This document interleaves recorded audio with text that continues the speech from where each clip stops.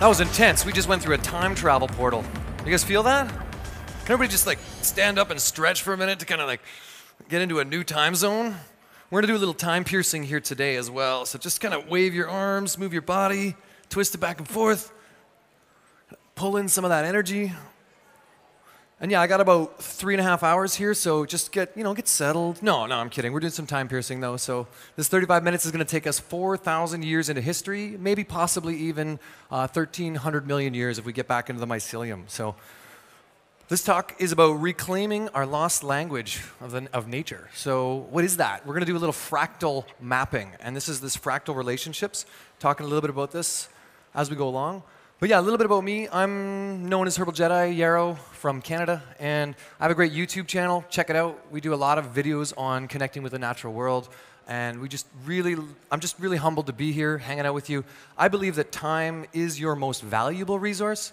So no matter how you got here, the fact that you are here, spending time with me, that is, to me, the most valuable thing you can do. So our lost language of the natural world, what is that? Well, first thing I'd like to share, how do we go here? That way. Oh, the saddest thing I ever did see was a woodpecker pecking on a plastic tree. He looked at me and friend says he, things ain't as sweet as they used to be. What is this? This is a poem that reminds me of something that we suffer from in our world. And I'm gonna talk about the problem first before we get into a little bit of the ways in which we can work with it. But we suffer from the great human disconnection. As a mass society, we have this thing called NDD, Nature Deficit Disorder. And I believe that this is the core problem that keeps a lot of us from really reaching our altitude. And I mean our attitude is our altitude. And the way we connect with the natural world, the way we connect with ourselves, has a lot to do with this. So really I could just say, spend time in nature, we're done, see you later. No, we'll go a little further. So the problem. We've been sold on this as the language of connection. Oh, a little bit of oxytocin bliss there. They're all hanging out, enjoying it. Quick side note, you know why people eat popcorn while they watch a movie? Anybody know? You heard of a concept called mouthfeel? Anybody heard of it? So there's this whole idea that our taste is actually more closely related to the mouthfeel than it is to the flavor. And the mouthfeel of crunch, of that popcorn, releases oxytocin in the brain. It makes us go, ah. So why potato chips and popcorn are so popular is because they actually release brain chemistry that we're addicted to, which is that oxytocin rush. So we've been sold on this as connection. The reality is we end up like this, lost in our own version of the netherverse. And I call it the netherverse because it's our own little epicenter that's been custom coded to us, that makes us the center of the universe. In reality, we're not the center of the universe. We're far from it. We may be intelligent, but we're nowhere near the closest to the most intelligent thing on this planet. In fact, we're just a small piece of that. And finding our place within nature is probably the best thing we can do to upgrade our health. And this is my version of biohacking. So I say in the modern age, we worship the pocket god. Anybody else have a pocket god? So you worship what you spend time with, what you devote your energy to. And when I go to dinner, how many people put their phone on the table? This is my god. Here is me incarnate. So we worship the pocket god. So here's the problem. This is what we're starting with. This is the problem. But I want to take you guys down the rabbit hole. I mean, the donut hole. What? The donut hole? You guys want to come down the donut hole with me? Yes? No? Anybody? You guys ready to go down the rabbit hole?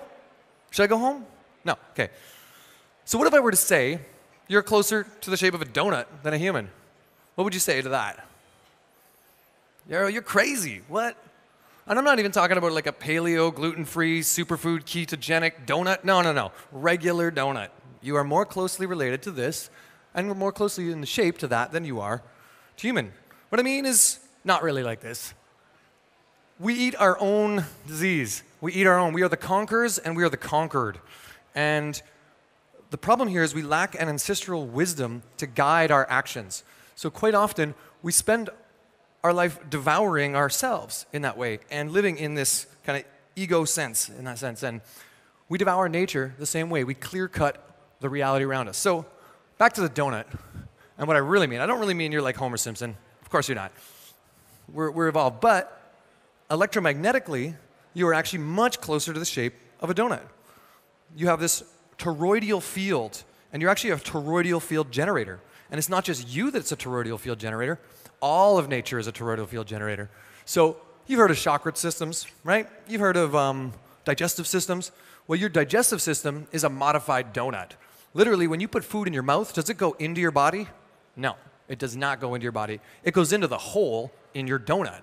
And depending on what's in the soil, in your plant or your organism, that's what extracts the nutrients out, right? So very different from when I put food in, it becomes me. It's not, I am not the food I eat. I am the food that my food eats, or that my bacteria eats, in that sense. So we heard about the microbiome of it yesterday. We've heard about this concept probably in our lives before. I just want to bring it to another level of you're actually more like a donut. It's not just you, it's everything. Oh. So our Earth is actually a donut. It's not our sphere. It's an electromagnetic donut. We got two poles, right? Every cell and cell division is like a donut. Every galaxy is built like a donut. The orange, the tomato, the tree, and the human body. So this is kind of fundamentals of the toroidal field generation. Every cell in your body creates this electromagnetic loop. So in fact, in essence, the symmetry of nature is really in that toroidal field symmetry. So all life is created like this. Your hand is the same thing. And this is fractal mapping systems we're going to get into. We're going to get deeper into fractal mapping systems. And the phi ratio, even the ancient Greeks knew this, right? The golden mean. So this is stuff you might have heard. How many of you heard of this stuff before? Sacred geometry, golden mean, ratios, fractal geometry? Yes. This is what we've learned is that this is how all life organizes itself. And the original biohack is really getting into the fractal nature of self-similarity. Now, you notice how these Russian dolls, there's something really important. They look the same, right? They don't. They're all self-similar. Each one is unique. Each one is different. So there's a similarity there, but each one has its own personality. Some are smiling, got a little bit of different eyes, a little bit different roses, a little different expression on them, right? So there's a self-similarity there, but there's not the same. And this is why we're not holographic. We're fractal in nature. So I want to take you on way back to the fractal mapping systems and interpreting the ancient knowledge hacks. So we're going to go through a whole bunch of slides in the next little bit that are really on old world hacks. This is how we hacked the world before we had this technology and this science. And the last talk was awesome because it gave us a real deep level of how we can hack our current reality with our science. But what I want to take you back to is remember that before we had science, we still had the same kind of brain. We still had the ability to see patterns. We still had the pattern recognition, and this idea of time piercing was something we were very, very astute at observing. But we used the natural world to show us the fractal mapping and the self-similarity of the world around us, right? Like right now it's fall, and in fall we're going to go through what does that mean to our body? It's different, right? When we want to hack our body, we want to go to a different time. So here we go. You know, what is fall? Well, we got autumn, and it's old age, and it's bile, and it's earth, right? We're getting down into that energy, into that element, bringing it back down. Anyway, we're going to go through this. And first, I want to just give you a concept. And this idea is that you can hack your mind, your body, your feeling system just by learning the mapping systems, just by learning the sensory gating channels. Now, this word sensory gating channel, I want you to check this out because every shamanistic society before us had this idea and understanding of what the sensory gating channels were, these ways of experiencing the world around us. And right now, we are tuned into only seeing this, right? You don't see in infrared. You don't feel in certain heat signatures. You can't smell the way a dog can. Well, actually, you can start to hack that system a bit and start to feel in those ways. And there's one concept I've been really, really attracted to, and it's just starting with breathing, feeling, and wide-angle lenses. So where I kind of came to this and this realization after all the schooling I did, I'm a clinical herbalist. I spent 6 years studying herbal medicine and learning the mapping systems of diagnostic techniques. And from there, I just got really intrigued into getting into understanding how these all related to each other, because we got all these different medicine systems. How do they relate to each other? Well, what I learned is that it's actually the turnaround points. This was really key to me. The turnaround points, which is the edges of the reality, and that's where we can see the reality most clearest, the furthest from source.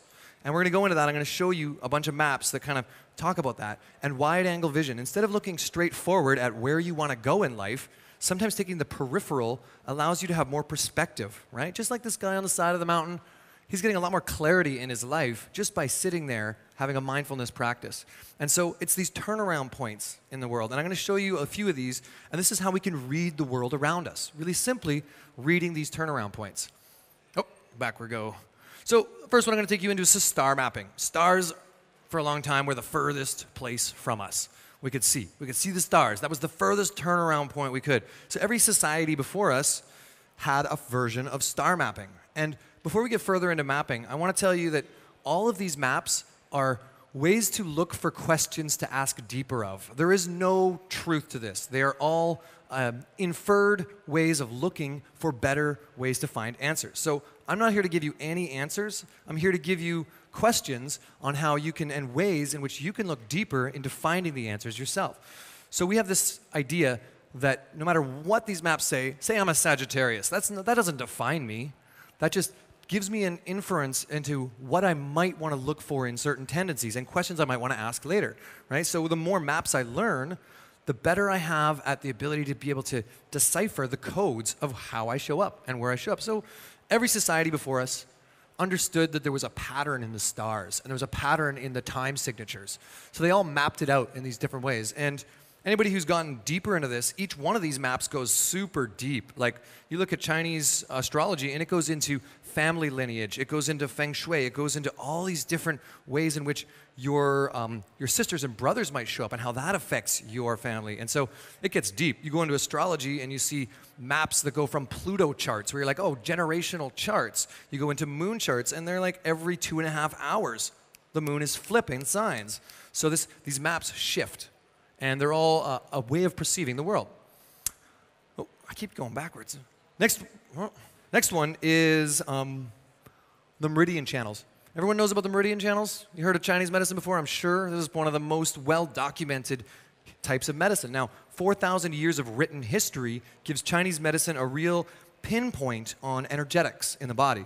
And what they figured out was this concept of meridian channels. And these are energetic flow patterns through the body, right? And what they also figured out is that the furthest you got away from the source, the easier it was to read the energetic patterns. Hence, pulse diagnosis. Pulse diagnosis is close to the turnaround point. So I'm going to keep bringing this idea of this turnaround point. This is the place where you can read the body the most accurate. So the pulse diagnosis. And each one of these, some people were coming up to me with saying, oh, I got a headache yesterday. And I was like, well, the gallbladder meridian has 2 points, here and here, that the final point is up here in the temples and in the back of the neck. And most Northern Europeans have a hot liver, hot gallbladder, energetic, which makes it very common for them to get this kind of pressure headache like this because they got heat rising. So just a simple map, a simple hack, I can go, oh, heat rising, hot gallbladder, what do? I don't just work on the symptom, I realize I gotta tone the gallbladder, deal with the fat metabolism, shift the body. And most of these people are getting these headaches during pressure changes, during seasonal changes, right? So what does that say? The gallbladder is a barometer that helps tell the pressure change around us. So quick hack, easy. I can look at the pulse and I can be like, whoa, you got this elevated liver pulse, bounding liver. The pulses also have a deeper pulse. So these are simple. You don't need to be a practitioner. The reason why I want to share these maps with you is because I believe we're in an age now where we want to test ourselves. We want to play with this stuff ourselves. And all of this is quick, easy access on Uncle Google. Your pocket god, this guy right here, you can worship that all you want and find all the answers if you know the questions to ask. So this other concept that I brought up that I want to just share with you is the age of capitalism is gone. It's over. We're now in this age of collaborative commons. And it's really this shifting where we now can take a lot of the power back into understanding that we're reaching zero marginal cost. To learn this stuff is about 11 cents worth of library fees, or free on the internet. So you can access this if you know the questions to ask. So rather than looking for information, the information age is done. There's too much information. It's overload. Look for imagination. Look for creativity. Look for questions to ask. Questions to ask. The things you want to create in the world come from that. Not from the information you find, but from having the right questions to ask. So we look, oh, I keep doing that. This way. All right. So look at the feet. There's an entire map of the body on the soles of your feet. Your soul. has a map. Go figure. You know, very easy. I see a lot of women who have PMS problems, and guess what? Right up, I think I got a laser here. Right here is the number 56. It's the pelvis and the vagina area. But then as you go up, there's the urethra tube. And if you put your fingers right here, when a woman is in menstrual pain, in those on both sides of the ankles, and you dig in your fingernail and hold it for a second, it will shift the pain right away. You know, it unblocks the stagnation. And Tiamu was talking about all life is about balance in his talk before. And that's so true. That is so accurate to the truth of health, is that finding balance. Stagnation, there's this idea, and it's that stagnation is the enemy. And stagnation creates friction, right? You guys know about friction? Friction creates heat. Heat creates inflammation. Inflammation creates response for the body. It creates a signal that's sent to the brain that says, whoa, whoa, whoa, there's something inflamed here. If you don't respond to that, you get disease. Simple enough? That's it. That's all we need to know, is that look for the imbalances. So these maps help us find those. This way. Same with the hands. Sorry, I just want to say the same map, the turnaround points, right? The feet and the hands are the turnaround points where you can find these maps. Pretty cool. Same with the face. We've got a whole mapping system built into our face. And when you look at face energetics, it's really interesting because there's a lot of different versions of face energetics, but you know why people like Superman and Batman? They have the Pitta, strong earth chin. You know the big chin that says, I am a warrior and I will protect you, but I'm also quick to anger, right? Whereas the Joker or these other bad guys in the comic books, they have the little conniving pointy chin that says, hey, I'm a schemer and I'm here to get you.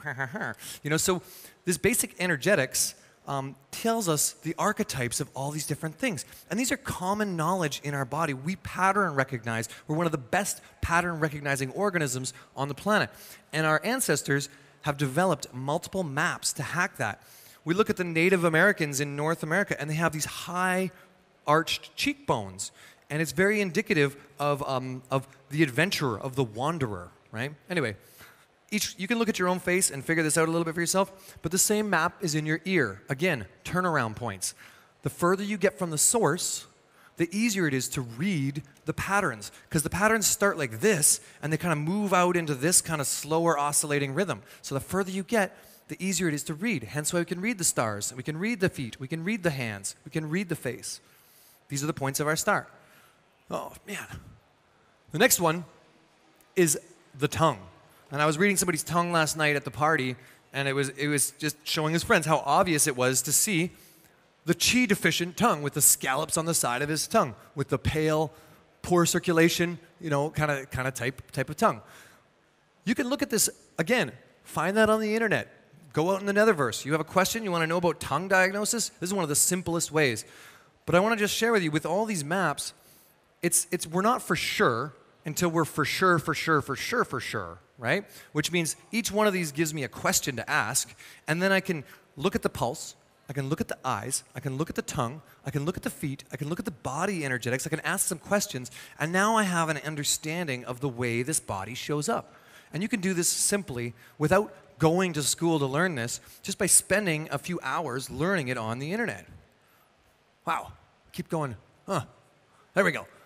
Iridology. We have a map in our eyes. Eyes, they say, are the window to the soul. Well, there's not only a map in our eyes, there's also a map in our sclerotia, which is the white part of our eyes. And each one of these archetypes of eyes has a different constitutional setting. There's a really quick hack around eyes, and there's two different main types of eyes. There's one called a stream, which is this fine type of weave. And there's one called a flower, which is more like this type of weave or this type of weave. And the stream people, they want clinical data. They want information from a scientific force. They want to read it themselves and figure it out. They're more, I want to figure this out. Whereas the flower type of eye often wants to hear a personal story. They want you to tell you, how did this work for you, right? Very simply, an easy energetic hack that you can just look at somebody's eyes and be like, now I know how to share and convey this information, because how we convey it is as important or more important than anything. So simple, but there's the inner part of your eye right here is all your digestive tract, and that's the easiest part to read. So if you're first wanting to like play with iridology, start with the inner part, And around the autonomic nervous wreath is all of the glands and all of the endocrine system. So we got all this endocrine system, but then we go into the various body systems, and they fit exactly how your physiology is fit. So all you need to know is just know the physiology. Okay, kidneys are here, organizing down to, and the adrenals are right above them. We got the liver on this side. Anyway, very simple. We can start to get the heart over on this side. We got the, anyway. So it's all actually pretty intuitive. And you don't need to know the science to be able to understand it. But what you need to do is change your sensory gating channels. This is very important to be able to step out of what you think you know and move into a feeling body. And we're going to talk about that as we go along. So these maps are some of the old world mapping systems. And every culture had their own wheel, their own system of understanding the nature of how it moved and all the seasons, right? So each season has its own different type of energetics. So it's not just understanding the body, it's understanding how the body relates to the environment around it. And this is all really key and really important because right now, for example, we're in lung season, and lung season is autumn. It's also drying. The emotion of grief, we're letting go of the season. We have this grief, but it also, the lungs, we get sick in this time, and it affects our skin and our nose and our hairs. So we have to protect. We need defensive qi. They call it wei qi in Chinese, which is our protective qi, and it's all based on our skin. So when we get sick, it's not just our skin, it's our internal skin too. So remember I said you're the hole in your donut? Think of your inside as also your skin, right? So we can start to quickly hack that. It means, I should eat more spicy foods, warm carminative foods to move that around. I also need to work with my elements of letting go at this time of the year. So simply, I can take that medicine map, I can overlap it onto this one and be like, okay, it's also fall here, and we got a dry air energy. Mind movement, monkey mind. I'm more likely to get into monkey mind at this time of the year. Thinking, churning, wanting, doing, wishing there was more, grieving about the fact that I can't live summer anymore. The weather is damp. Okay, so next, I wanted to give an example of today. The rune for today is Othilla, or for this hour, right now, which is honoring our ancestors, which is fitting to this talk.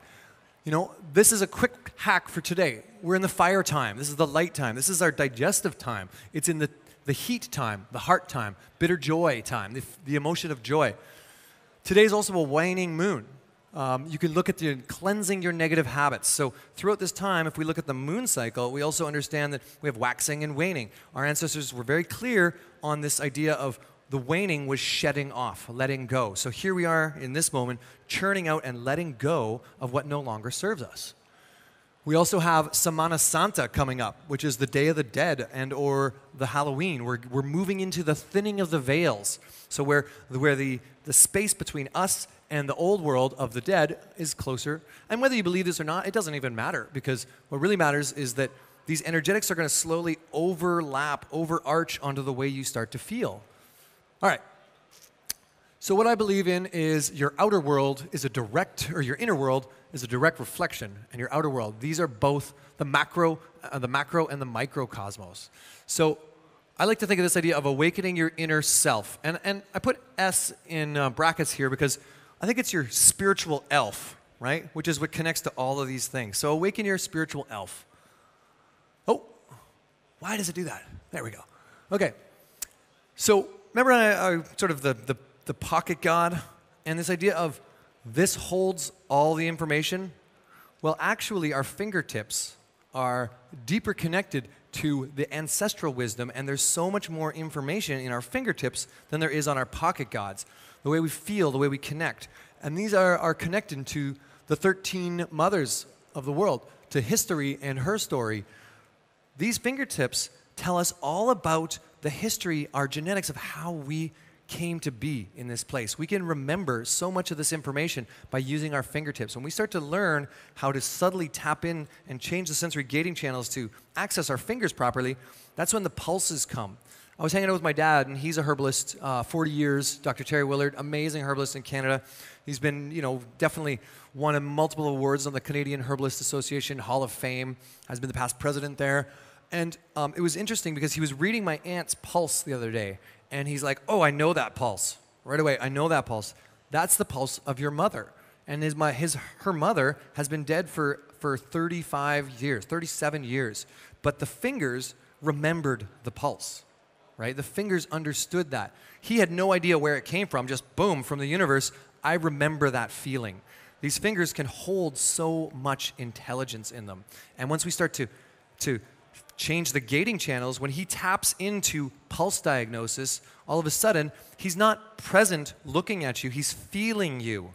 And that memory stays. So this is a really important concept that your fingers are more intelligent than this thing. Okay. So the Earth is more than just a home. We know this. It's a living system, and we're part of it. But what part are we of it? We're not dominating this living system, right? We need to get back into what I call coherence, back into flow with the living system that we live in.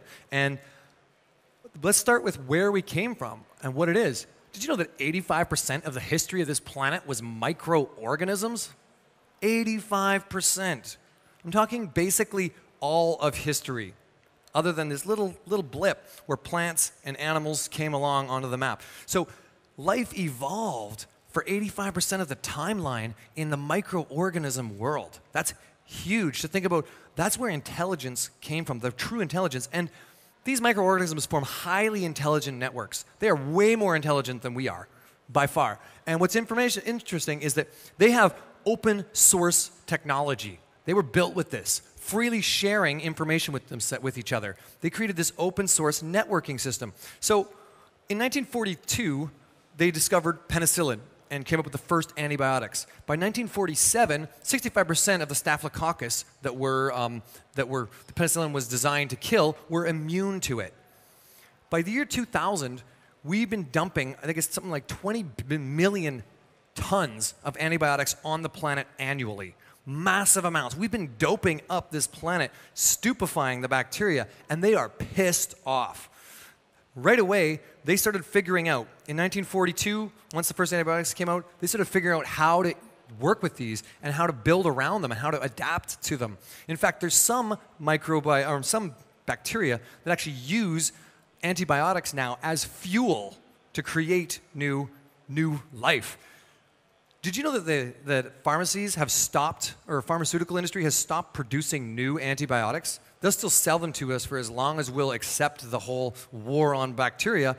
But what they found is that every time they produced a new antibiotic, the bacteria would adapt to it rapidly and create, if they reverse engineered the bacteria, they'd find 10 new antibiotics they never even thought of. They just reverse engineer these super bacteria and they can find all these new antibiotics. So they no longer spend any money on researching these new ones. We lost this war before we started. This war against bacteria was a silly, silly human ploy to dominate the world, and we just are not that intelligent. We just don't share the information quick enough. We don't respond rapidly enough. The response rate of bacteria is so much higher, they're so much more intelligent, their networks, than we give them credit for. And not only that, they dominate the landscape. 27 to 33% of the biomass of our planet is bacteria. That means of life on this planet. Not only are they 85% of the history between fungi and bacteria, they're also most of the biomass. Between them and our next best friend, fungi, which are 25% of the biomass, that's over 50% of all life on this planet is basically these organisms. Both of them have open source technology. Both of them rapidly adapt. Both of them create massive networks that respond. We call this the Wood Wide Web. Has anybody heard of the Wood Wide Web? It's nature's internet. It was here way before we were. And they even have Bluetooth technology. They have the ability to transfer information through the air to each other. The Wood Wide Web is a mycorrhizal connection that every plant, every organism has a connection, which is mycorrhizal means roots and mushroom. Basically, myco mushroom, rhizo root. And we think that plants get all their nutrients from the soil, from the roots. That is so far from the truth.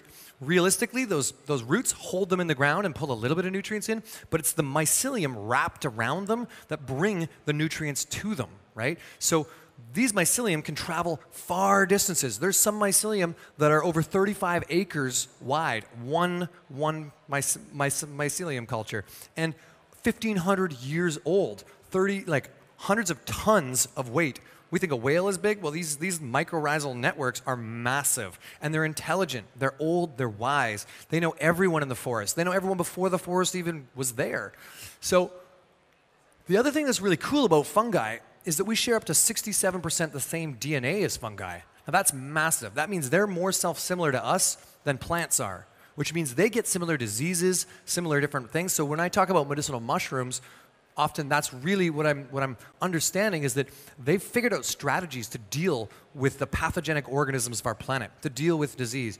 So I don't think of health as this protect myself against the universe. I think of educate my body, build resilience, and I'm not afraid of the universe anymore. I am now fully confident that I can go out into a crowd full of sick people, and my protective Wei Qi is strong enough that I'm not going to get sick. And if I get sick, so be it. It's probably because I'm sleep deprived, or I'm run down, or I'm stressed out. And that's my own fault. That's not the sick people around me's fault. That's the fact that I wasn't taking care of myself properly. So building our Wei Qi means symbiosing with the right organisms. And we heard about the microbiome yesterday. So that's a big piece of it, is building the right networks with the organisms. Now, I would love to talk about fungi for 3, 4, 5, 6 hours more because they're my favorite topic. And I know there's some fungals and fungis out there, so hit me up if you want to hear more about that, because the medicinal mushrooms, in my opinion, are the top allies that we have access to on this planet. And they are just so far more powerful than we understand. They're mutable, and they're this immune modulatory. So they don't just work for lowered immune system, they work for autoimmune system. Plus, they help create prebiotic function in the gut. So they build our resilience. It's like college education. So I'm not going to go too further than that, but just know that these are some of the most anti-pathogenic organisms. They create these networks under the ground. And I want to actually touch one more thing on the Wood Wide Web that I think is really cool. They've been doing some science on this, and they've been studying trees, and like, how does a tree produce how does a baby tree grow up? It's like, there's no way this baby tree can grow up. These little Douglas fir trees, they're underneath this canopy where it's all dark, right? There's no way to get photosynthesis, right? So what they've realized is that mother trees nurse the young. And trees nurse the young through the mycorrhizal networks. So through these mycelial networks, they nurse the young until the young get to a certain height, and then they stay there for years and years and years. No more nursing. You're at that age, time to wean you off. And then when that tree falls out into the wood, the next one is ready to jump up and take its place. So they're sitting almost dormant for years, waiting to get that open space in the forest. The other thing is when bugs nibble on plants, they send chemicals through the mycorrhizal networks to the trees on the other side, so they can start building up the chemistry to protect them. So these are the information superhighways. And all these mycorrhizal networks are built with 80% information going this way and 20% feedback loop. So it's this continual shifting of information across where we're churning. Anyway, I got to stop because I'm going to run out of time on that one. So 6 tips on building the gut intelligence. And I call it intelligence. I want you to know that when you put food into your mouth, right, it goes into the hole in your donut, but we think of food as chemistry and we think of it as all these different things. I like to think of food as intelligence about the world around us. So just like you might come to this talk to learn about something, our body, how it learns is by reading the chemistry, the degrees and angles and branches of the food we put in our body. And this is how we build gut intelligence, putting foods in it that are going to build the intelligence of the food. So that little apple that's falling on the tree, when I first came to Finland, which I love this country, by the way, when I first came here, I went foraging just to eat some weird little crab apples. I thought that was the best thing I could ever find. Why? Because it's teaching me about the intelligence of how to show up in Finland versus a coconut water, which teaches me about how to be canned in the Philippines and fly across the world and land here at the Biohacker Summit. No, but realistically, I want to learn from the crab apple. So, okay. First thing, this is super important, two-phase SIBO and Candida. SIBO is small intestinal bacterial overgrowth. These are the 2 epidemics that are killing us right now. They are the biggest health issue. Many of your other health issues will go away if you can get rid of your intestinal gang-filled neighborhoods, as I call them. People talk about bringing probiotics into the body. I am not a fan of probiotics. I think it's like sending yuppies into a gang-filled neighborhood with a pocket full of cash and telling them, build condos. They are not going to do that. What's going to happen? They're going to get robbed and mugged and taken advantage of. And that's why I don't take probiotics. I take prebiotics. And those are things like broccoli stems and cauliflower and all these things. And people talked about that already in other talks, so I'm not going to go into there, but the medicinal mushrooms are a great organizer of the prebiotics. They got these deep branched polysaccharides that help ground them back into the body. So that's one piece. I talk about permaculture design on the gut. You know, we look at how we've clear-cut the forests. We've done the same thing inside. We've created this culture of yeast and advantageous bacteria that live on the sugars, right? This #1 street drug on the planet, sugar.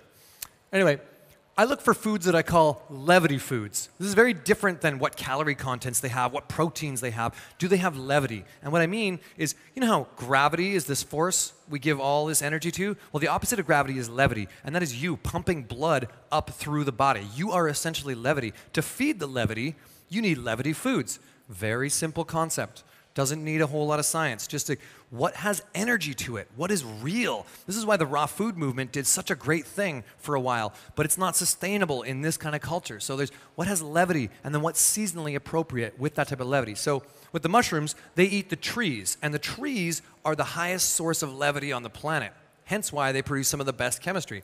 But going back to that, I look for levity foods. So fresh, organic, local, biodiverse. I want a diversity of chemistry to teach my body, and I want to listen to how the foods feel in my system. Now, I don't have a lot of time. I still got another 3 hours, but, you know, we're going to call it 5 minutes. No, 3 minutes. No, 3 minutes and 52 seconds. Oh, no.